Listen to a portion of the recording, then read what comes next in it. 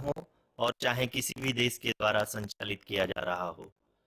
Mission के निश्चितता और अनिश्चितता के बीच बहुत ही महीन अंतर होता है, जिससे कि एक मिशन सफल या असफल होता है। लेकिन ना हम थके, ना हम हारे। हमने अपनी पिछली कमियों को सुधारते हुए आज पूरी तरह से आश्वस्त किया है कि लैंडर मॉड्यूल निश्चित तौर पे चंद्रमा की सतह पर सेफ और सॉफ्ट लैंडिंग करेगा। सभी दर्शकों की जानकारी के लिए अब हम इसरो के अब तक के सभी लूनर मिशंस की संक्षिप्त विवरण प्रस्तुत करेंगे। जी हाँ, इसरो का पहला मून मिशन चंद्रयान-1 अक्टूबर 2008 में पीएसएलवी रॉकेट के द्वारा सफलतापूर्वक प्रक्षेपित किया गया था। चंद्रयान-1 चंद्रमा की सतह पर पानी की खोज करके पहले ही इतिहास रच चुका है। यही कारण है कि आजकल विश्व के तमाम अंतरिक्ष वैज्ञानिक और स्पेस एजेंसियां चंद्रमा को और करीब से जानने के लिए उत्सुक दिख रही हैं। अगर हम बात करें चंद्रयान 2 की, जो इसरो का दूसरा मून मिशन है, जुलाई 2019 में इसरो के सबसे ताकतवर रॉकेट LBM-3 द्वारा सफलतापूर्वक प्रक्षेपित किया गया था और आज भी लगभग 4 साल बाद यह चंद्रमा के 100 किलोमीटर के सर्कुलर ऑर्बिट में घूमते हुए बहुत ही उत्तम क्वालिटी का डेटा प्रदान कर रहा है। मिशन के प्रारंभ में इसकी आयु 1 साल निर्धारित की गई थी, परंतु LBM-3 द्वारा बहुत ही सटीक इंजेक्शन और मिशन मैनेजमेंट की वजह से चंद्रयान 2 काफी लंबे समय तक कार्यरत रहेगा। अब तक चंद्रयान 2 चंद्रमा के लगभग सभी भागों का चित्र ले चुका है। इसका एक बहुत ही महत्वपूर्ण पेलोड OHRC यानी कि ऑर्बिटर हाई रिजोल्यूशन कैमरा विश्व का सबसे बेहतरीन कैमरा है, जो कि चंद्रमा के सतह का लगातार पिक्चर भेज रहा है। अब मैं आरुषि जी से निवेदन करूंगा कि वो आप लोगों को इसरो के वर्तमान मिशन चंद्रयान 3 के बारे में बताएं। अभी आपने मिश्रा जी के द्वारा सुना इसरो के अब तक के लूनार मिशंस का विवरण। अब चलते हैं टुवर्ड्स चंद्रयान।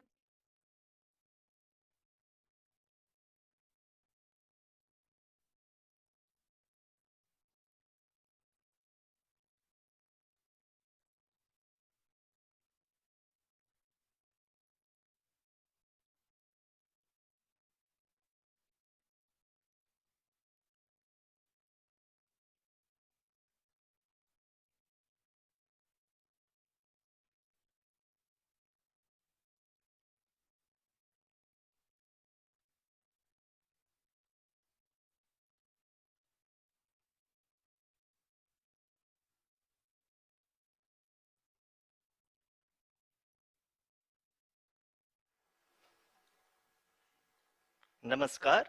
इसरो के इस महाअभियान से जुड़ने के लिए आप सादर आमंत्रित हैं।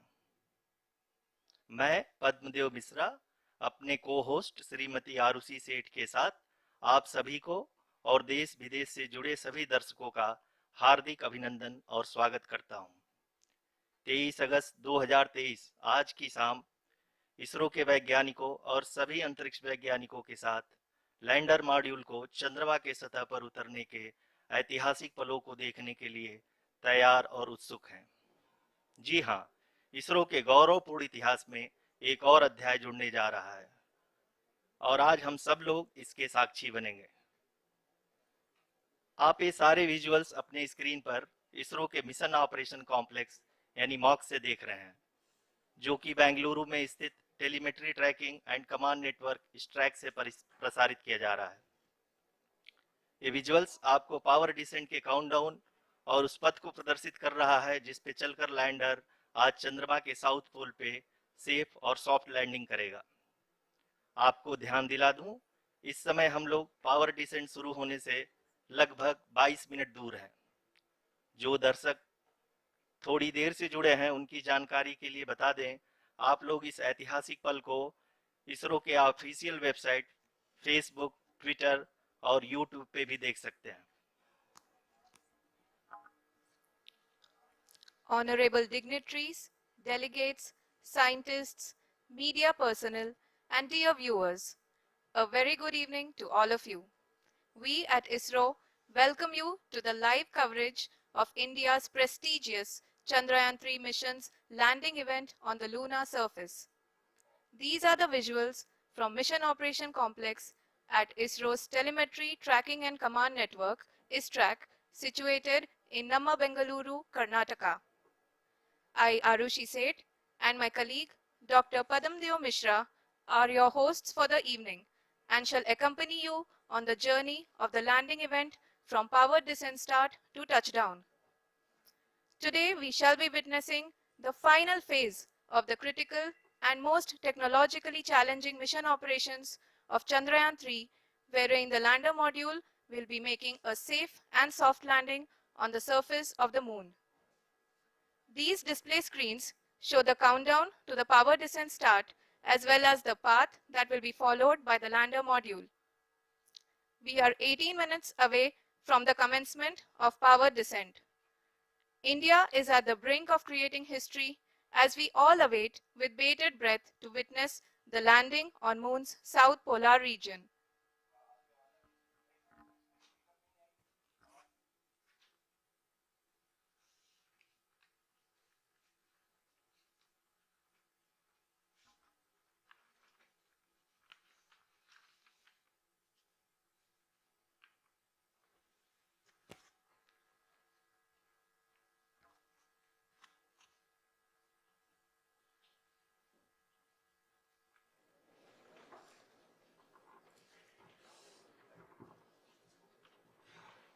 इसरो का पहला मून मिशन चंद्रयान 1 अक्टूबर 2008 में PSLV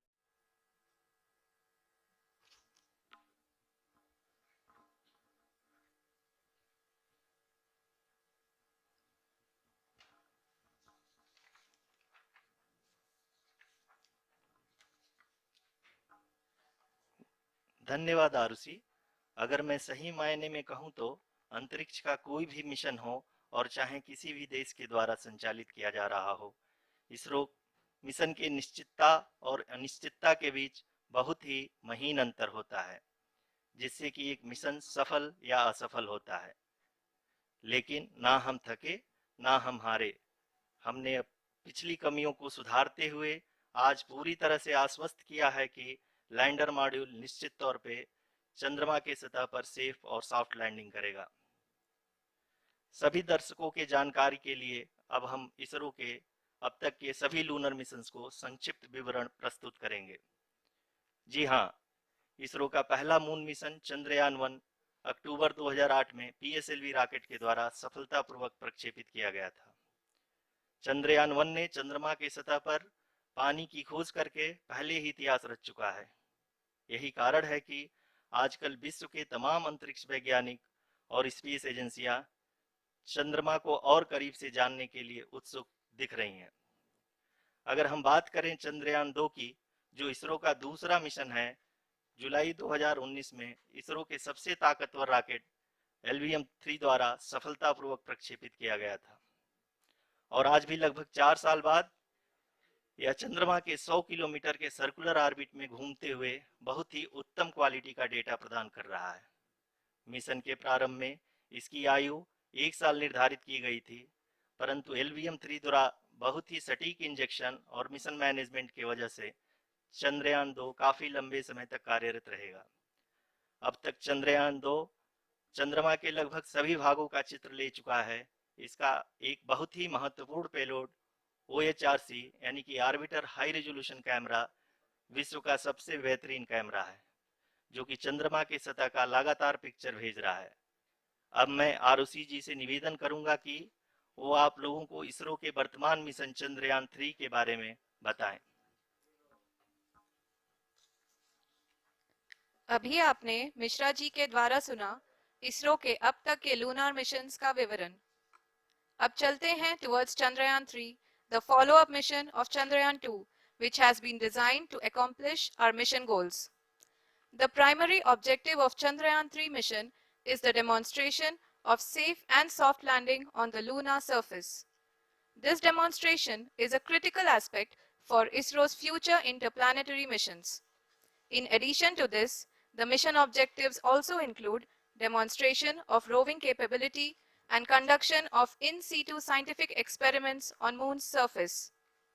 Carried on the shoulders of India's heaviest rocket LVM-3 on the 14th of July, Chandrayaan-3 was placed in the precise elliptic parking orbit of size 170 by 36,500 kilometers. ISRO, in its mission plan of following the incremental trajectory approach, carried a total of 5 earthbound maneuvers.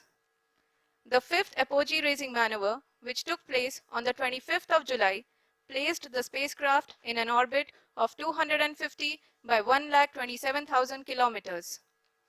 At the early hours of 1st August, the translunar injection was carried out, after which the composite module began the final leg of its long journey of nearly 3,84,000 kilometers for its rendezvous with the Moon. The TLI was a key step in the mission, enabling the spacecraft to escape Earth's gravitational pull and travel to the Moon. An orbit of 288 by 3,69,328 kilometers was achieved at the end of the translunar injection. जी हाँ, translunar injection किसी भी interplanetary mission के लिए बहुत ही आवश्यक परंतु कठिन operation होता है। इस सफल मैन्यूवर के बाद चंद्रयान 3 पृथ्वी से दूर निकलकर चंद्रमा के प्रभाव क्षेत्र में एक हाइपरबोलिक ट्रेजेक्टरी के द्वारा पहुंचाया गया। पुनः 5 अगस्त 2023 को लूनर ऑर्बिट इंसर्शन के द्वारा चंद्रयान 3 को 160 किलोमीटर के पेरिलून और 18,000 किलोमीटर के अपोलून के साथ चंद्रमा के इलिप्टिकल ऑर्बिट में स्थापित कर दिया गया। टीएलआई के तरह एलओआई भी एक बहुत जटिल ऑपरेशन होता है।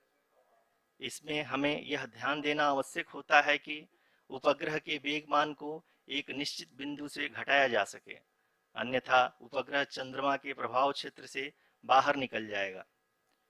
एलओआई के सफलतापूर्वक परिचालन के बाद चंद्रयान 3 की कक्षा को 4 बार और परिवर्तित किया गया। इस दौरान चंद्रमा की अधिकतम ऊंचाई को घटाकर 160 किलोमीटर कर दिया गया। इस पूरी प्रक्रिया में प्रपल्सन मॉड्यूल का लगभग 755 किलोग्राम ईंधन का उपयोग हुआ और चंद्रयान 3 के वेगमान को लगभग 850 मीटर प्रति सेकंड कम कर दिया गया।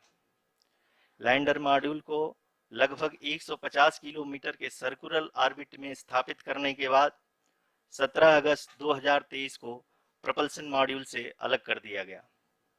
पुनः लैंडर मॉडल के ऑर्बिट को 2 डी-बूस्ट मैन्यूवर्स के द्वारा 150 किलोमीटर के सर्कुलर ऑर्बिट से घटाकर 25 गुणे 130 किलोमीटर के एलिप्टिकल ऑर्बिट में स्थापित कर दिया गया। इस दौरान यह भी सुनिश्चित कर दिया गया कि 800 न्यूटन के चारों थ्रोटेबल थ्रस्टर्स पावर डिसेंट के समय किसी भी चुनौती का सामना कर सकें। लैंडर मॉड्यूल इस ऑर्बिट में 4 दिन तक चंद्रमा की परिक्रमा करता रहा ताकि इसके सभी सब सिस्टम को पावर डिसेंट से पहले कार्यात्मक रूप से वेरीफाई और वैलिडेट किया जा सके। इस दौरान चंद्रयान 2 और लैंडर मॉड्यूल की आपस में बातचीत भी हो चुकी है। और संक्षेप में अब तक की यात्रा की बात करें तो लैंडर मॉड्यूल अब तक 21 बार पृथ्वी के और लगभग 120 बार चंद्रमा का चक्कर लगा चुका है और इस पूरी यात्रा में लगभग 55 लाख किलोमीटर की यात्रा भी पूरी कर चुका है। अब तक के इस पूरे अभियान में यह भी सुनिश्चित किया गया कि सारे ऑर्बिट मैन्यूवर्स इस प्रकार किए जाएं कि लैंडिंग साइट पावर डिसेंट की शुरुआत से ही लैंडर के ऑर्बिटल प्लेन में बना रहे।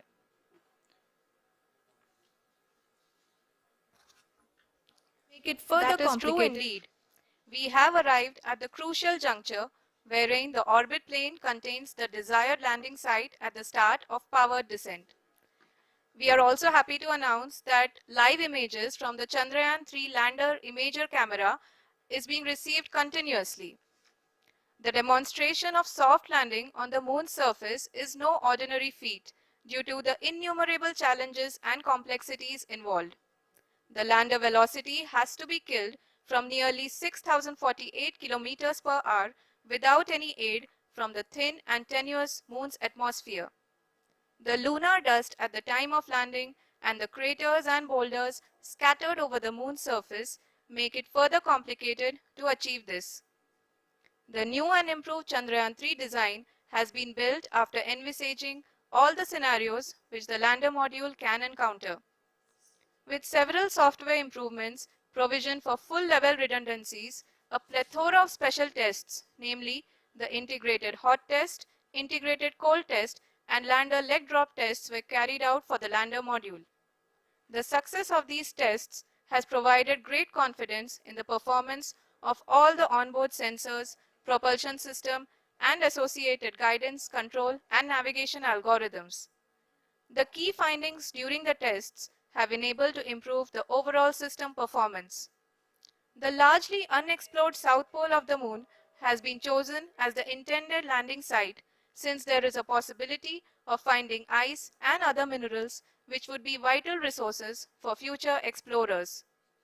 Apart from continuing investigations pioneered by Chandrayaan-1 and Chandrayaan-2, the Chandrayaan-3 mission will also provide invaluable data to the science community around the world. Let us give our viewers a glimpse on the configuration of Chandrayaan-3 mission.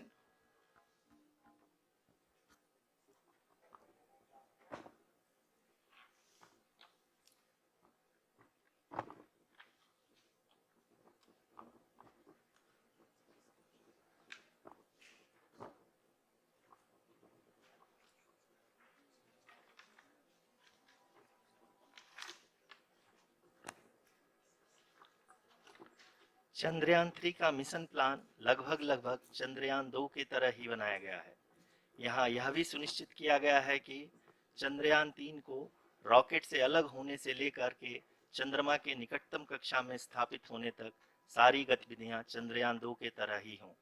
और अब हम यह कह सकते हैं कि यह plan पूरी तरह से 100% सफल रहा। हालांकि लैंडर मॉड्यूल के सेंसर्स और प्रोपल्शन सिस्टम को इस तरह से मजबूत किया गया है कि लैंडर पावर डिसेंट के समय किसी भी आपदा से बाहर आकर के मिशन के मुख्य उद्देश्य को पूरा कर सके।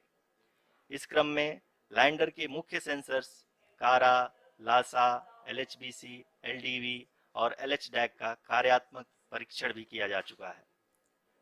एलडीवी, जो कि पूर्णतः स्वदेशी तकनीकी से बनाया गया एक नया सेंसर है, इसका मुख्य कार्य लैंडर के वेलोसिटी को तीनों अक्षों में कंप्यूट करना है। पावर डिसेंट के दौरान लैंडर के सटीक पोजीशन और वेलोसिटी का ज्ञान होना बहुत ही आवश्यक है। लिराप यानी laser inertial referencing and accelerometer package इस कार्य को पावर डिसेंट के दौरान बखूबी निभाएगा।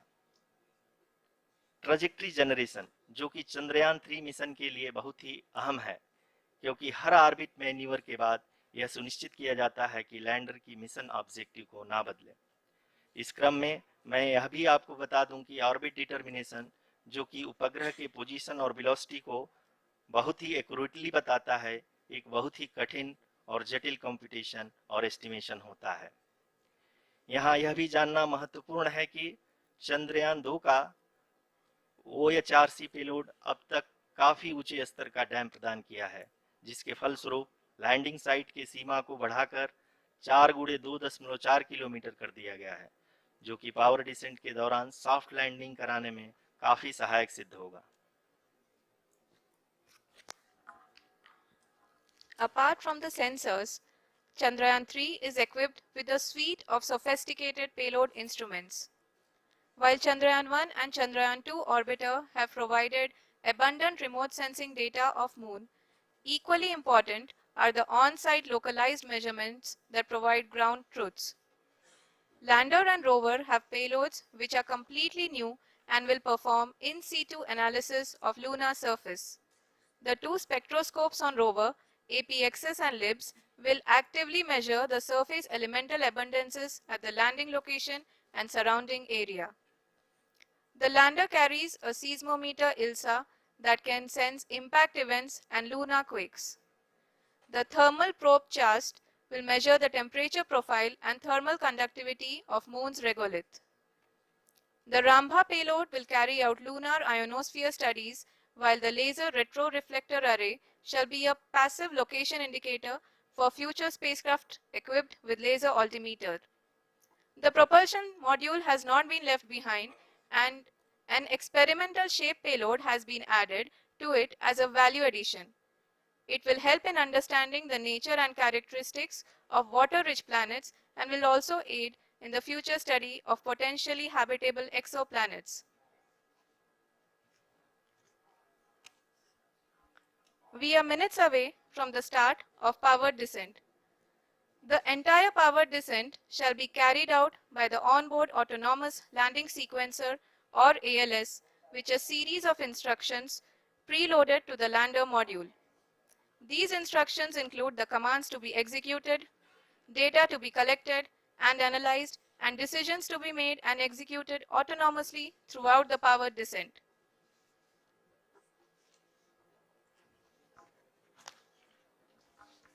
जी हाँ, अब हम पावर डिसेंट के बहुत ही करीब आ चुके हैं। हम आपको बताते चलें कि पावर डिसेंट को कुल 4 चरणों में बांटा गया है। सबसे पहले आता है रफ ब्रेकिंग फेज, जिसमें लैंडर की ऊंचाई को चंद्रमा की सतह से 30 किलोमीटर से घटाकर 7.4 किलोमीटर कर दिया जाएगा। इस पूरी प्रक्रिया को पूरा करने में लगभग 11.5 मिनट लगेगा और इसका समानांतर वेग 1680 मीटर प्रति सेकंड से घटाकर 358 मीटर प्रति सेकंड हो जाएगा। We have continuous flow of lander telemetry data from ISRO's Deep Space Network IDSN-32 located in Belalu, Bengaluru. The data is being acquired real-time by station and is flown to the Mission Operation Complex through our communication links. In addition to it, we also have support from ESA and JPL DSN stations. There will be no ground intervention once the ALS takes charge. The preparation for today's event had started 48 hours before, wherein various pre-selections and uplinking of parameters for the autonomous landing sequence were carried out. The whole descent is divided into 4 phases: the rough braking phase, the attitude hold phase, fine braking phase, and the local navigation phase or the terminal descent phase.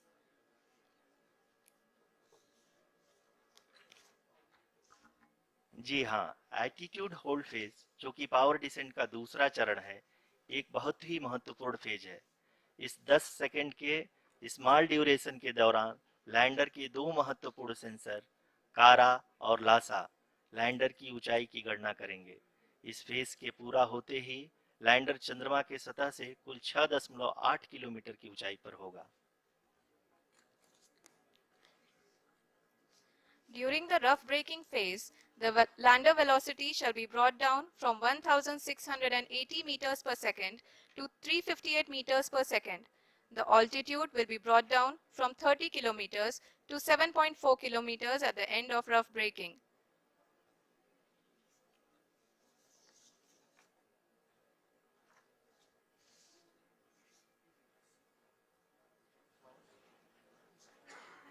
Currently,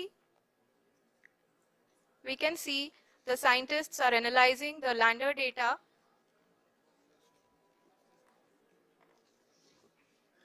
जी हाँ, हम ये देख सकते हैं कि mission operation complex रूप में बैठे सभी वैज्ञानिक ये जो भी डेटा देख रहे हैं वो डीप स्पेस नेटवर्क आईडीएसएन 32 के द्वारा प्रोवाइड किया जा रहा है। और अगर हम अब बात करें पावर डिसेंट के तीसरे चरण का, जो कि फाइन ब्रेकिंग फेज होगा, जिसमें लैंडर लैंडिंग साइट से जस्ट 800 मीटर की ऊंचाई पर वर्टिकली होगा। इस चरण को पूरा होने में लगभग 3 मिनट लगेंगे और इस चरण के पूरा होते ही लैंडर की वेलोसिटी लगभग शून्य हो जाएगी। The scientists here at ISTRAC are glued to their systems, analyzing all sorts of complex data. We are very close to the powered descent, to the start of the powered descent phase.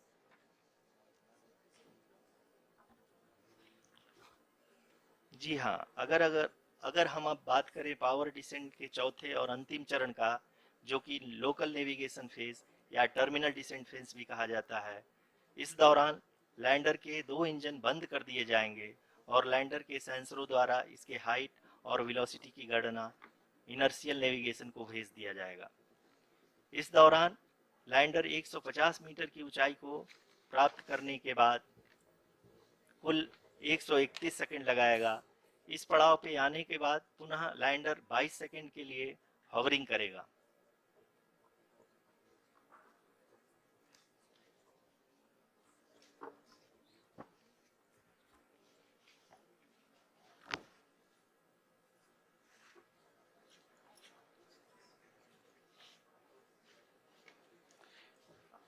आप इस समय अपने screen पे mission operation complex में बैठे सभी मान्यगणों को देख सकते हैं, जो कि बहुत ही उत्सुकता के साथ टेलीमेट्री डेटा को देख रहे हैं। अभी हम लोग पावर डिसेंट शुरू होने से जस्ट कुछ ही पल दूर हैं।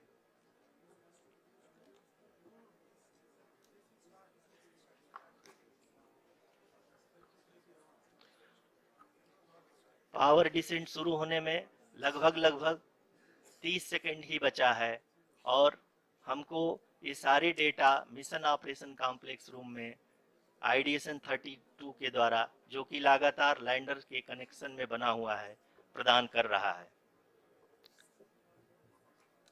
Dear viewers, the pivotal power descent has begun and the lander module is propelling towards the moon's surface along the intended trajectory.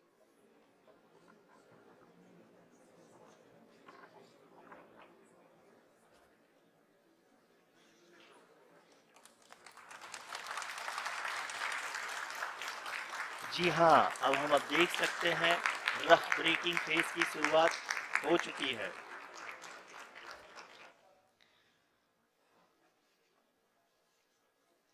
During this rough braking phase, the lander velocity shall be brought down from 1680 meters per second to 358 meters per second.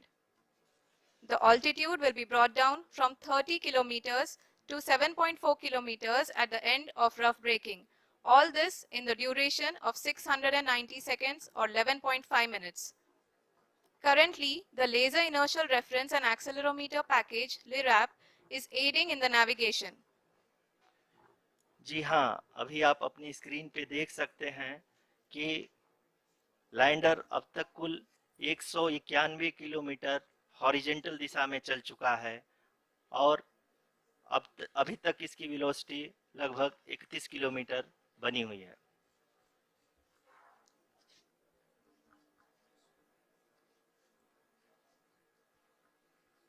The lander module has traveled a distance of approximately 228 kilometers.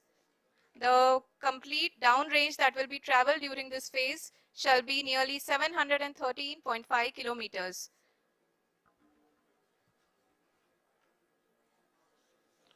जी हाँ, कुल 745 kilometre के इस rough breaking phase में आप देख सकते हैं कि हम लोग लगभग अपनी यात्रा 20% कंप्लीट कर चुके हैं।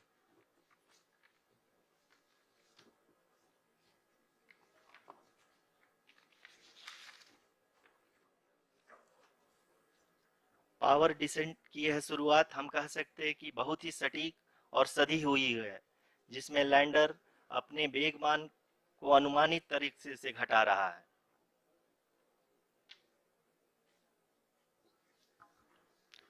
The altitude of the lander module will reduce from 7.4 kilometers to 6.8 kilometers. During the next phase, which is going to be the attitude hold phase. We can currently see that the altitude of the lander module is nearly 31 kilometers. आरयूसीसी अभी हम इस ground race को देखते हुए कह सकते हैं कि रफ ब्रेकिंग फेज की शुरुआत बहुत ही अच्छे तरीके से हुई है। आप ये देख सकती हैं कि जो भी प्रोजेक्टेड ग्राउंड रेस है उसी पे अपना लैंडर मॉड्यूल आगे चलते हुए बढ़ रहा है। अभी तक ये देखा जा सकता है कि लैंडर मॉड्यूल लगभग 370 किलोमीटर क्षैतिज दिशा में चल चुका है।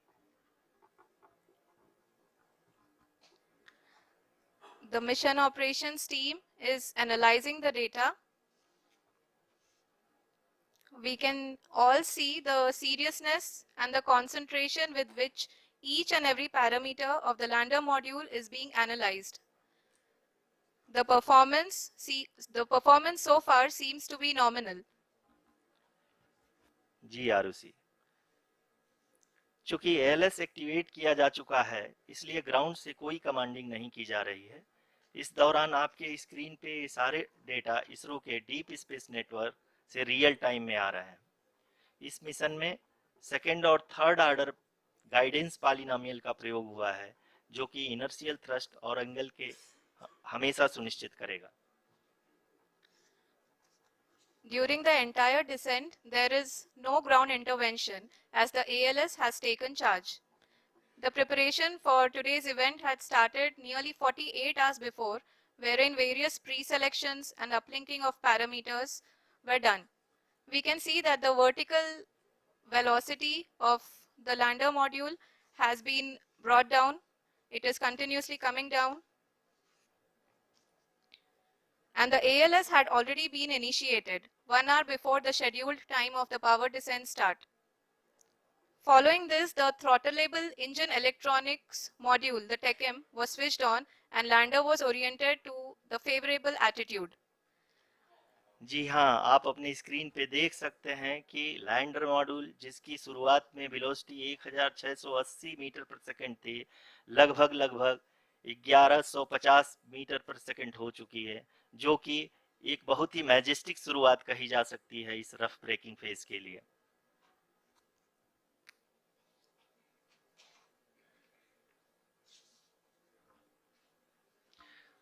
यहाँ पे मैं आपको ये भी बताते चलूं कि आप अपने स्क्रीन पे देख सकते हैं कि द लैंडर मॉड्यूल का अल्टीट्यूड धीरे धीरे अब कम होता हुआ दिख रहा है, और जो कि एक्सपेक्टेड भी है। अभी हम बात करें करंट अल्टीट्यूड की, तो जो कि 28.6 किलोमीटर के आसपास है। आप स्क्रीन पर ये भी देख सकते हैं Chandrayaan 3 lander imager display. The lander imager is continuously taking photographs of the moon's surface, and that is also being streamed here. Currently, the horizontal velocity has been brought down and the distance traveled is 574 kilometers. The current altitude is 27 kilometers as can be seen on the screen. जी हाँ, करीब करीब अपने आधे सफर को पूरा करते हुए इस रफ ब्रेकिंग फेज में लैंडर बहुत ही आगे की तरफ बढ़ते हुए अपनी ऊंचाई को घटा रहा है। अगर अब बात करें तो लैंडर की ऊंचाई चंद्रमा के सतह से लगभग 27 किलोमीटर से नीचे हो चुकी है, करीब करीब 26.7 किलोमीटर के आसपास है। The next phase after the rough braking phase is the attitude hold phase, which will be for a duration of nearly 10 seconds. The lander will be oriented such that both the altimeters will be looking exactly towards the moon's surface. At the end of this attitude hold phase, height measurement update to navigation system will be given from the laser and car band altimeters. Currently, we are in the middle of the rough braking phase. जी हाँ, अगर हम ध्यान से देखें तो लगभग 8 minute की यात्रा के बाद लैंडर अपनी हॉरिजेंटल वेलोसिटी को लगातार कम करते हुए अपनी ऊंचाई, अभी की ऊंचाई के समय 24 किलोमीटर की ऊंचाई प्राप्त कर चुका है।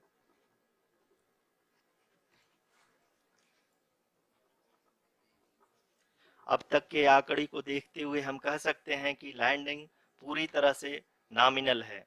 यहाँ पर हम देख सकते हैं कि हॉरिजेंटल वेलोसिटी लगातार कम होती हुई दिख रही है।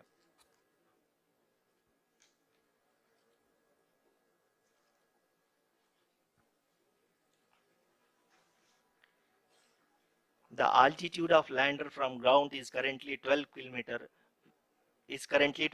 kilometer, which is again going to be coming down, and that is expected.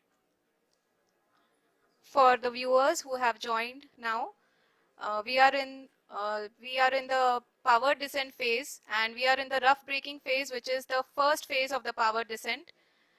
We have currently traveled a downrange of 697 kilometers, and the downrange that has to be traveled during this phase is 713.5 kilometers.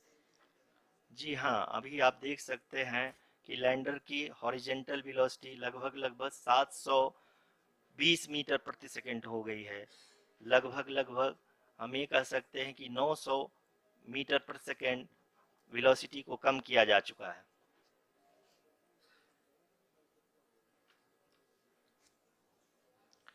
At the same time, we can see the altitude of the lander is just 17.8 kilometer from the moon surface, which is going to be around 7.4 at the end of the rough braking phase.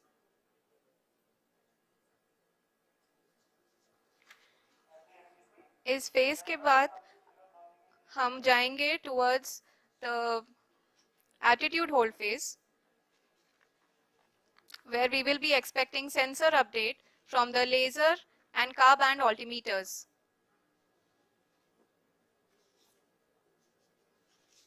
We can see the visualization of the lander module moving towards the moon's surface. The current altitude is nearly 15.2 kilometers and the distance traveled is 754 kilometers. We can also see the image that the lander imager camera has been providing. जी हाँ, इस rough breaking phase के दौरान 800 Newton के चारों throttle engine अपने कार्य को पूरी तरह से अंजाम दे रहे हैं और लैंडर के हॉरिजॉन्टल वेलोसिटी को लगातार कम कर रहे हैं। अब तक लैंडर लगभग अपने 75 से 80% की यात्रा को पूरा कर चुका है।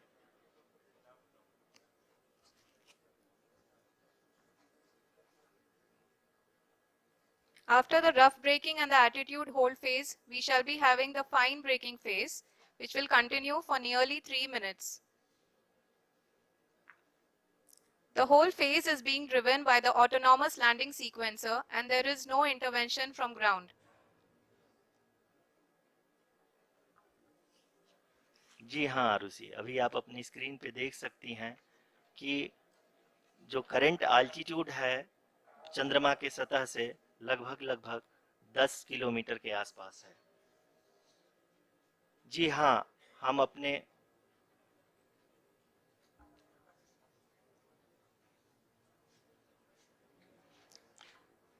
जी हाँ, हमारे प्रधानमंत्री जी श्री नरेंद्र मोदी जी हम सभी का उत्साहवर्धन करने के लिए दक्षिणी अफ्रीका के जोहानसबर्ग से जुड़ गए हैं।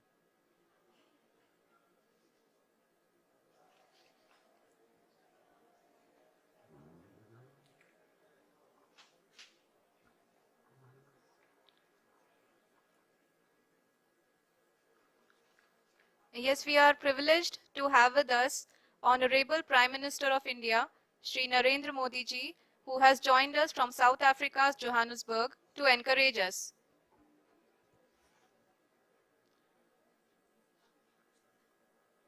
जी हाँ, आप ये देख सकते हैं एल्टीट्यूड होल्ड फेज भी बहुत ही आसानी से लैंडर फेज ने पार कर लिया है और अब फाइन ब्रेकिंग की शुरुआत हो चुकी है। अभी हम ये देख सकते हैं कि लैंडर की ऊंचाई लगभग 5.6 किलोमीटर है, जो कि इस फेज के उपरांत लगभग 800 मीटर हो जाएगी।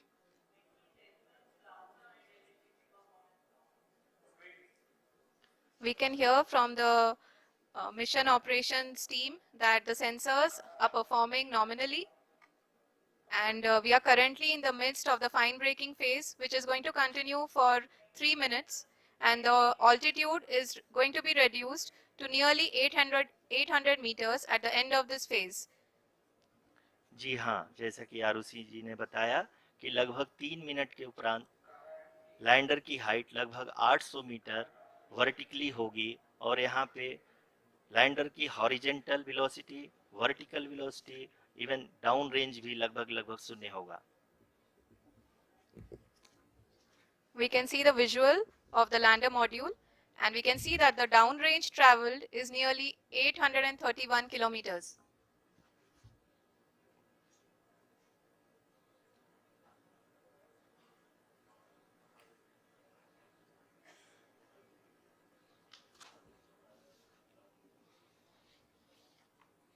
जी हाँ, आप अपनी स्क्रीन पे देख सकते हैं कि लैंडर की ऊंचाई अब चंद्रमा की सतह से लगभग 3 किलोमीटर से कम हो चुकी है।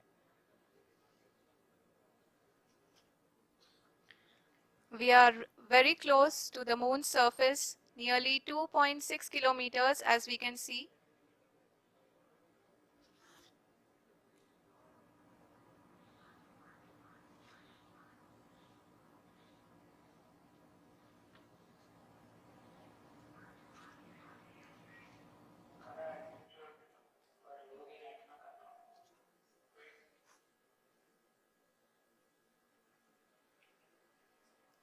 जी हाँ, अभी आप देख सकते हैं कि लैंडर की ऊंचाई लगभग लगभग 1 किलोमीटर के आसपास है।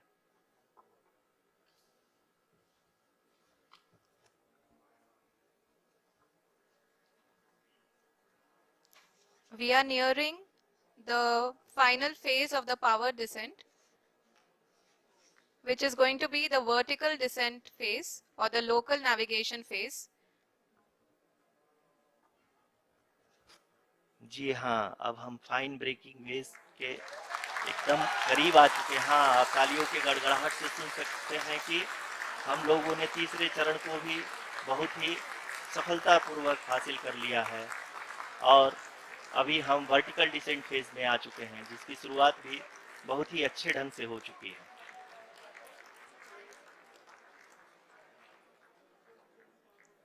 Lot of applause indicates that till now the performance has been nominal. We are in the vertical descent phase 1. The altitude is being brought down from 800 meters and we are nearing and approaching the lunar surface. जी, आप अपने screen पे देख सकते हैं कि lander का height लगातार कम होता जा रहा है। इस समय हम लैंडिंग साइट के जस्ट ऊपर हैं और इस समय इसकी ऊंचाई लगभग लगभग 600 मीटर के आसपास है। इस फेज के दौरान लगभग 150 मीटर के ऊंचाई पे पहुंचने के बाद लैंडर अगेन लगभग 20 से 22 सेकंड के लिए हॉवरिंग करेगा।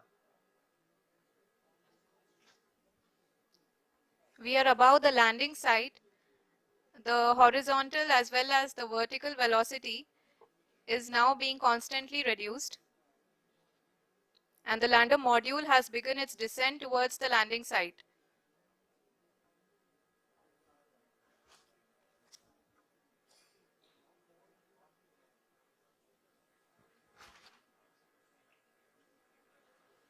जी हाँ, आप अपने स्क्रीन पे देख सकते हैं ये जो पथ निर्धारित किया गया है, लैंडर पूरी तरह से उसी को ही फॉलो कर रहा है।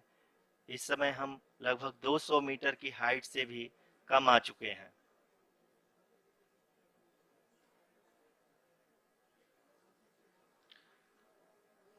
अब हमें देख सकते हैं कि हम लगभग लगभग 150 मीटर की ऊंचाई पे हैं चंद्रमा के सतह से।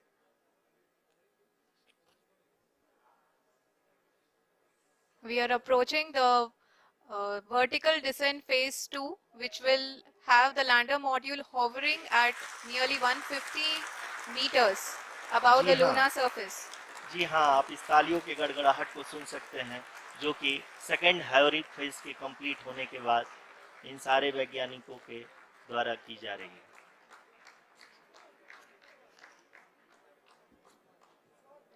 जी हाँ, आप अगर फिर से ध्यान से देखें तो एल्टीट्यूड पुनः कम होता जा रहा है।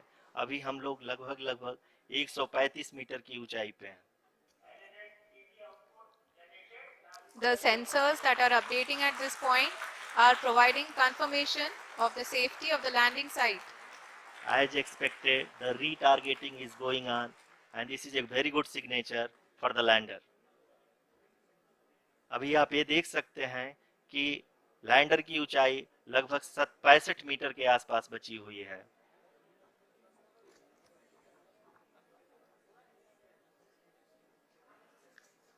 Currently, only 2 engines are now being fired, and we are nearly at zero velocity, vertical and horizontal. We were hovering, and now we are approaching the moon's surface. धीरे धीरे लैंडर की वेगबान को कम किया जा रहा है और हम अब लगभग 50 मीटर से भी कम आ चुके हैं। We can see the Honorable Prime Minister, Shri Narendra Modi ji, who is here to encourage us, and he is critically looking at the visuals.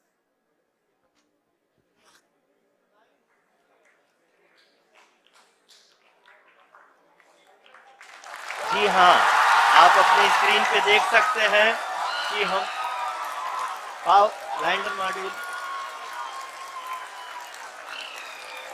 People are applauding. Let lander us all module wait to hear from the Secretary Department of Space and Chairman ISRO, Shri S. Somnath. Lander module पूरी तरह से safely और softly चंद्रमा के सतह पे land हो चुका है। ये हम लोगों के लिए बहुत ही गर्व की बात है। हिंदी में एक कहावत है कि चंदा मामा दूर के, लेकिन अब हम ये कह सकते हैं कि चंदा मामा अपने घर के। बहुत ही उम्दा. The hard work of the entire ISRO community has come to fruition.